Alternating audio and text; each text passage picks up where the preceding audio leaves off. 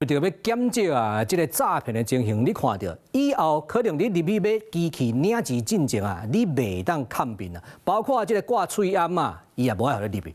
你若挂乌人的目镜嘛袂互你入去。你若是挂安全帽佮免想要入去。所以这款的设施呢，即卖有5间银行呢咧进行咧测试。所以若经过了后6月底试一阶段了，7月因会进行检讨，所来都要决定是不是以后所有银行拢爱照安尼来办理咯。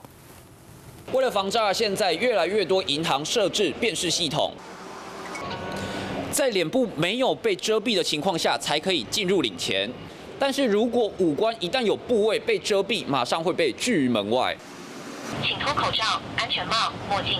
未来想要入去银行自动提款几领钱爱细字，就像门口所搭这张告示同款。为了阻止诈骗、防止诈骗，若是你哪讲电话，还是挂喙罨，甚至戴安全帽的话，就可能出现警示的声。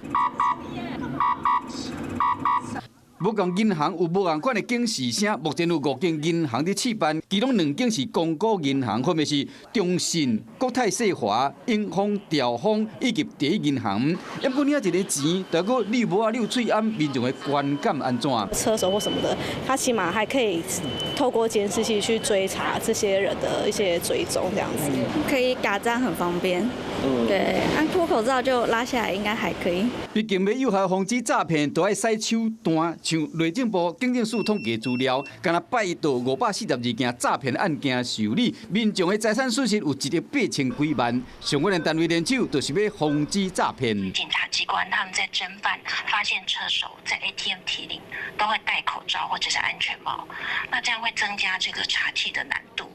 不过，金管会表示讲，目前依然是鼓励银行加入的阶段，而且各间银行的辨识方式、警示音量嘛拢无相像。试办将伫今年6月底结束，会伫7月进行检讨，未来敢会扩大试办，都要检讨后才来做决定。